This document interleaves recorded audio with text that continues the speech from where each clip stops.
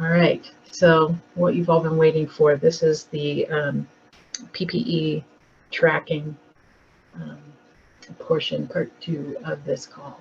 So next slide, please. So we're going to cover tracking requirements and how to use the disposition workbook. So tracking requirements. So you've seen these before. If you've received PPE from DEM, you probably signed a certification form with regards to these requirements. It's been issued in bulletins. We've talked about it before, what the tracking requirements are for PPE. You have to have an internal control plan for intake, distribution, and handling. Excess PPE has to comply with 2 CFR and provide a burn rate and provide a current account of what's been distributed by jurisdiction or entity. So all of these things, challenging, people have struggled to figure out how to do this, and Arizona came up with a workbook that kind of solves a lot of problems and addresses all of these issues in a detailed way, and in a way that FEMA has reviewed and approved and said, yes, this will definitely meet the compliance requirement for tracking of PPE. So next slide, please.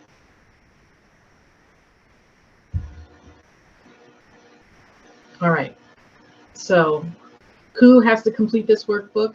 If you are a subrecipient, meaning an applicant of DEM, you submitted a project in Grants Portal, wrote a project for PPE, you need to complete one of these workbooks. If you are an entity that received PPE from a subrecipient or from DEM, who has its own PPE projects in Grants Portal, then you need to complete one of these workbooks.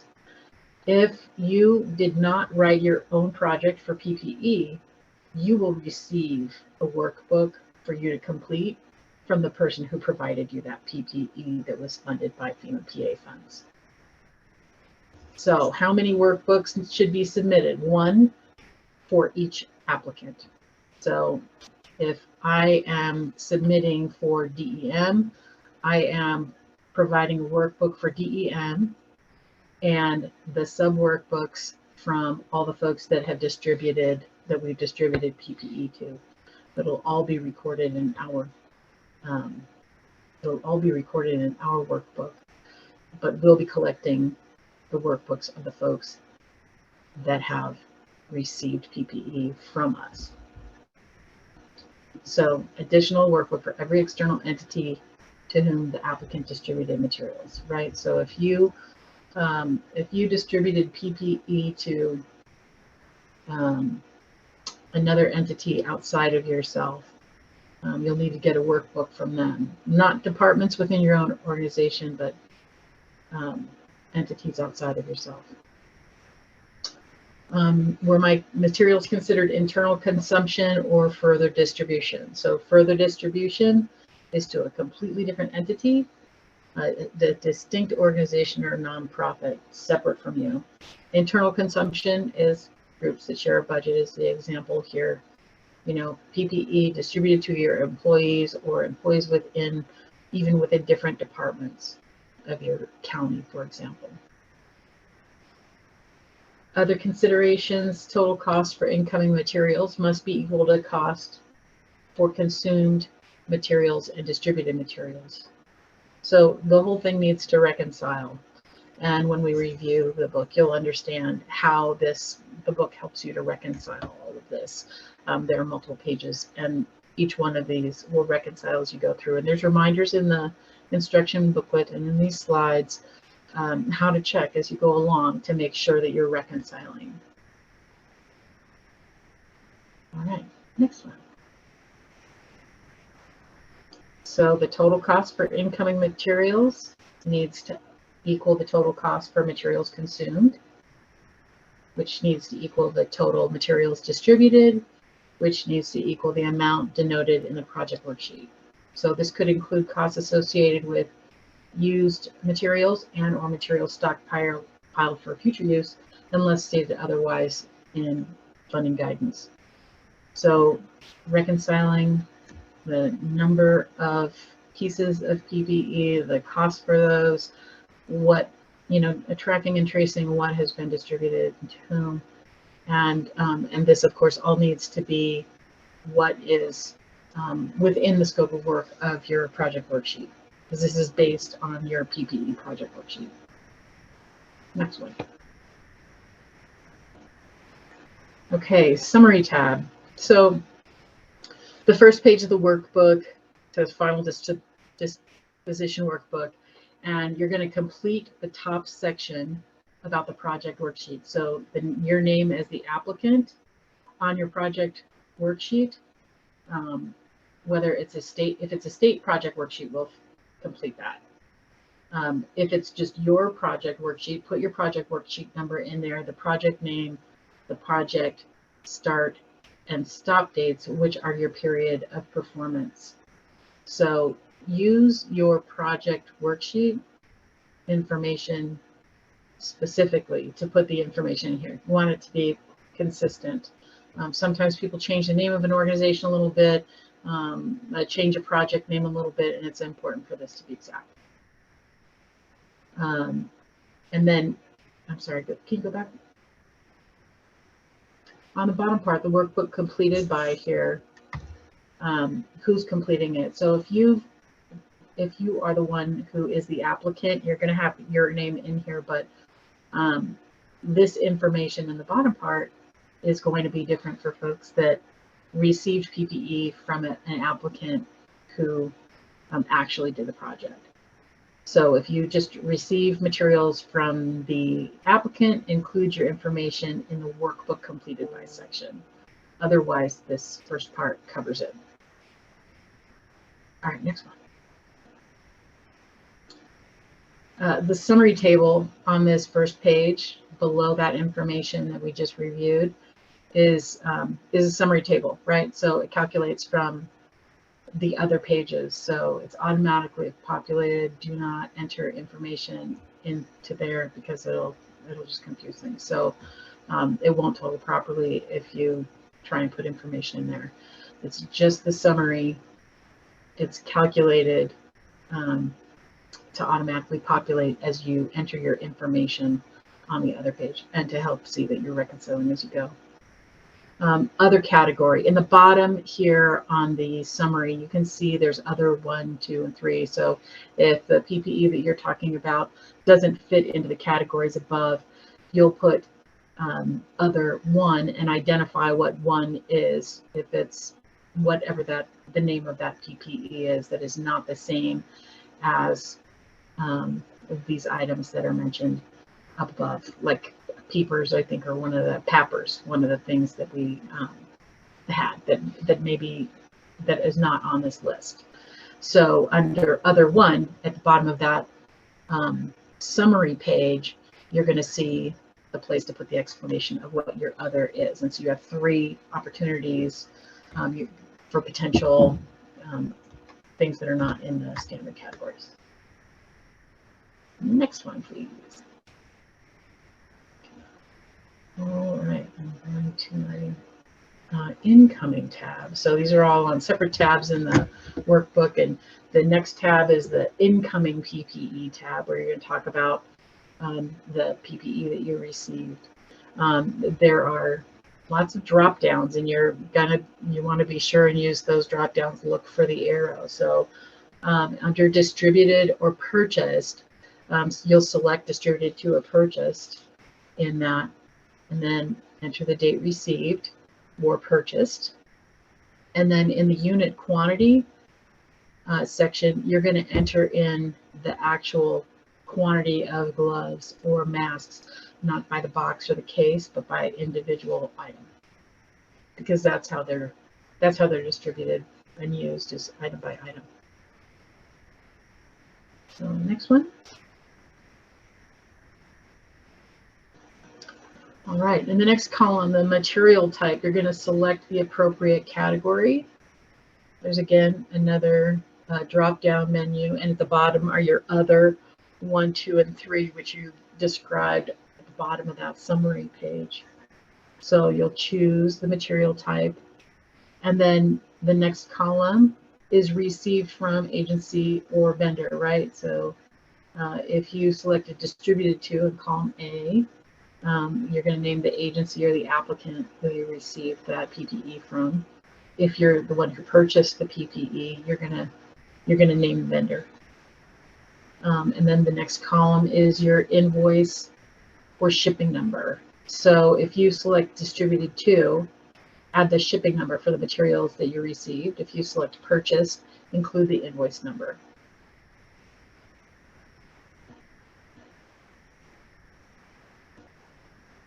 Next one. Thank you. Comment. If you selected in that last column, if you selected the other 1, 2, or 3 in column D, include that other description that you had included on the summary page in the comment area. It will just make things a lot clearer. You want to make sure that you're using the right description. So if you're choosing other one and it's peppers, make sure that when you enter this information on your first line in column G, you put, peppers for, to describe what that other is, because that won't pop up automatically.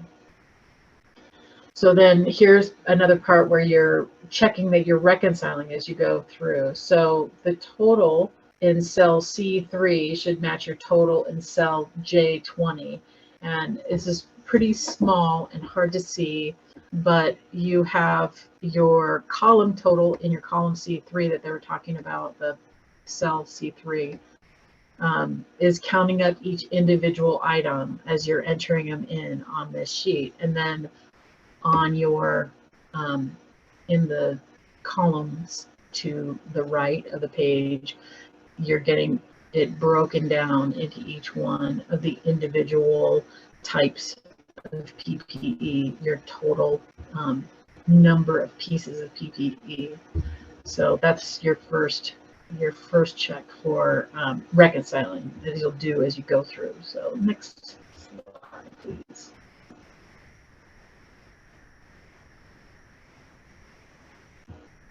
All right. So internal consumption tab. I'm flipping through my workbook as I go through this as well. So on the internal consumption tab, you're going to, of course, record what you have used up in your agency, including other departments, etc. All except what you've distributed to other entities. So you're going to fill that out, material type, same as you used. There's a drop-down menu. You're using the same material types as you did on the previous page so that you're matching like with like, keeping things the same. And then the unit quantity. So you're calculating the quantity, again, as we did in the others, by individual item, not by boxes or cases. Next slide.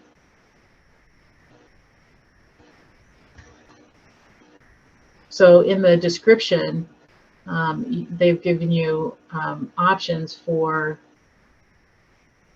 how you use the materials, which is really handy. There's several in here, employee COVID protection, EOC use, first responder usage, patient use, public use, staff supporting medical treatment, and then you have an other option in here.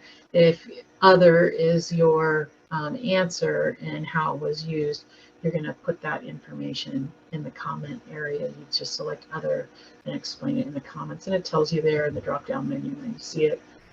And the average number of employees, this is where you're going to calculate the average number of employees using these particular items of PPE. This may be a little bit of a challenge, and we're going to go through this in an FAQ later on.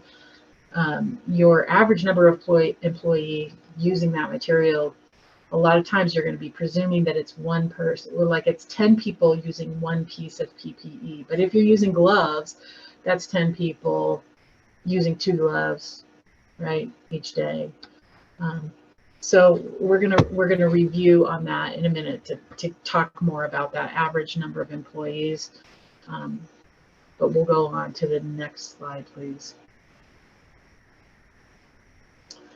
So the days of materials used, that is grayed out. You'll see that is like a summary, and it's calculating the days that the days of usage. And then the next is the usage start date. You want to make sure, of course, when you're entering your start date and the end date, that they were within the period of performance of your grant. So take a look at your project. Look at the damage description and dimensions, which talks about your incident period and your period of performance, which in category B projects is sometimes a little weird. Nothing before January 20th, but the period of performance on your projects, we're probably going to say April, which is the date that the declaration was approved, not actually the period where work could be completed, where emergency protective measures could be completed. So nothing before January 20th, and then nothing after the end of the period of performance for your project worksheet, unless you had received an extension.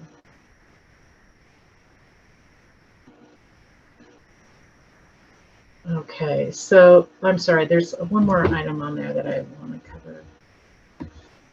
So for reusable materials, it says on here, like thermometers, use the start and end date as the same date, because you're only using that like once. But as I was going through this last night, what I realized is that if you have a reusable item and you are using it, you know, it's one item that you're used during, like, say, the whole period of performance. If you enter the same date, that's not going to work for you. You have to enter the next day, so it'll show one usage. If you enter the same day, it'll show 0, and it won't calculate. So you'll need to show at least like one day of your period in order for it to count one of those thermometers or scanners or whatever. Okay, next one. Total used and total remaining. These are calculated based on the information that you entered in the other columns, based on the dates that you entered and the average number of employees. So, and then there's the comment column where we said if you chose other, put your description in the comment column, which is different than the other uses that are described here. And then check your totals again on the side of this large worksheet. You're going to see a total received section that'll match the previous page, and then total used, and then total used and distributed, and then remaining on hand in stock. So it's kind of calculating as you go through. So you'll be monitoring those totals on the side. You're not entering information into this total received area, total used area. Those are also calculated numbers. All right, next slide, please. Okay, so further distribution tab. If you distributed materials to other entities outside of your organization, like nonprofits or something that is not a part of you, other departments within your organization, if we're DPS and we're providing, or actually we're Office of the Military now, if we're Office of the Military and we're providing PPE and National Guard, they are part of us. So we are not the same entity exactly, but we are part of the same thing. If we provided these to a nonprofit who is doing testing in the field, well, then that is a separate entity entirely, and that entity needs to track their own PPE and provide that information back to us. And so you're documenting this as the applicant that wrote the project worksheet to receive PPE when you distributed this to other agencies. So in column 1 or column A, you're going to list who it went to. Column B, some material type. Again, we want them to be consistent from page to page. Make sure you're using the same type so things calculate properly. And then the unit quantity in column C. Again, we're talking item by item, not by boxes or cases. So we have like equals like from page to page. We're, you know, we are apples and apples. We are counting the same thing the same way so that things will calculate properly. All right, next slide, please.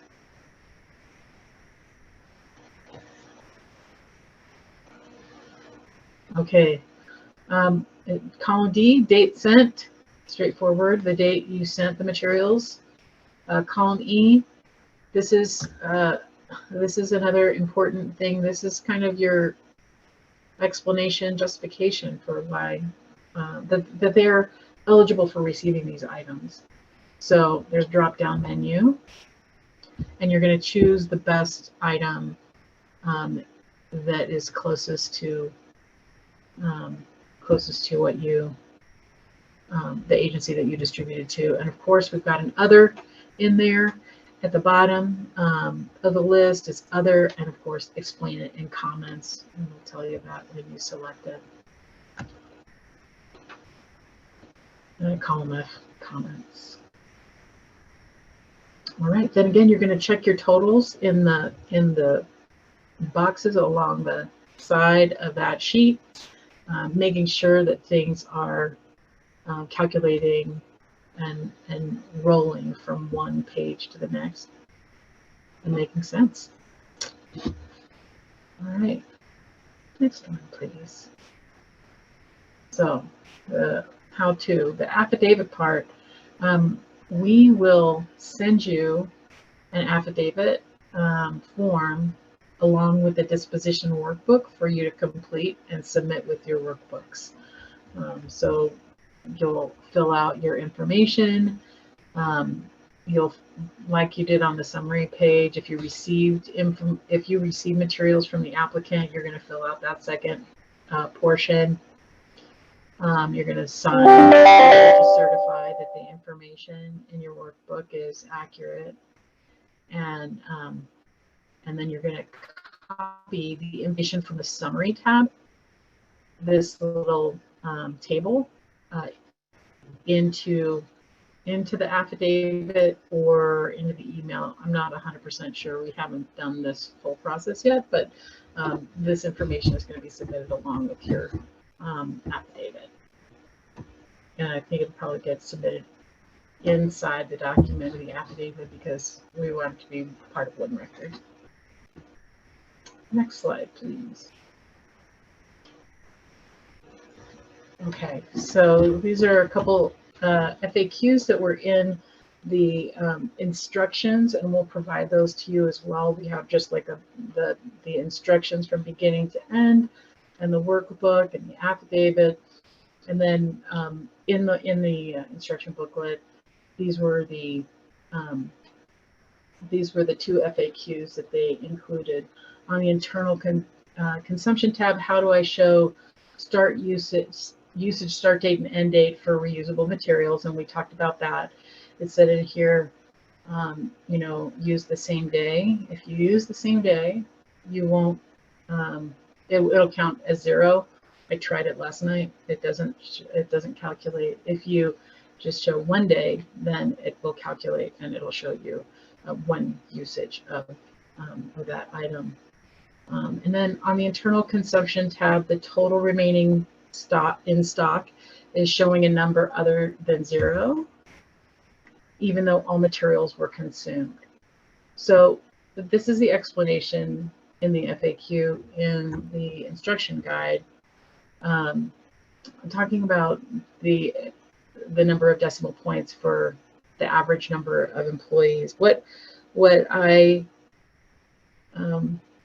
talked to Arizona about was that, you know, you're taking your number of employees by the number of pieces of PPE that they use on a daily basis. So let's say you have 10 employees and each employee uses 2 pairs of gloves each day.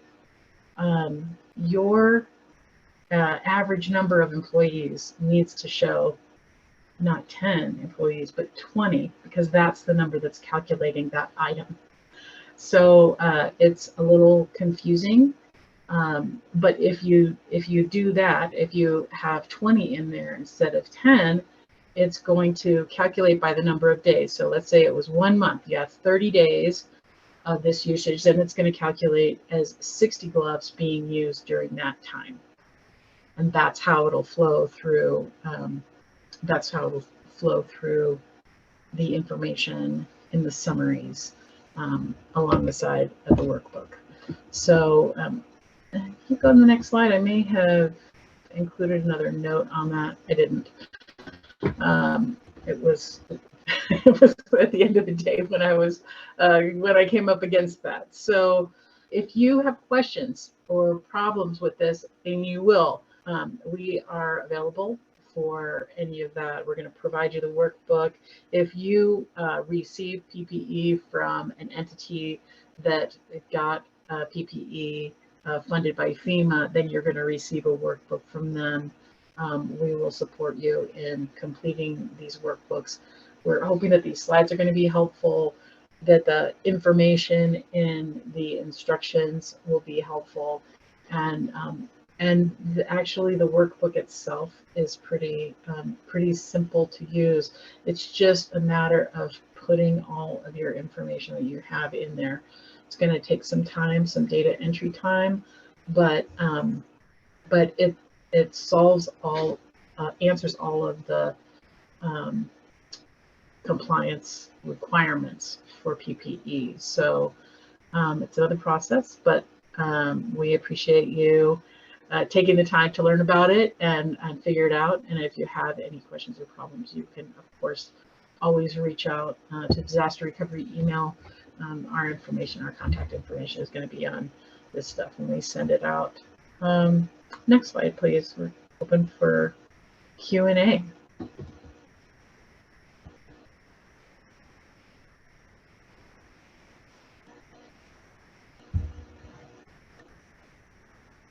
Okay, it's quiet. Thanks, Deb. All right, if you don't want to unmute yourself and ask your question, you can ask your question in the chat. That's fine.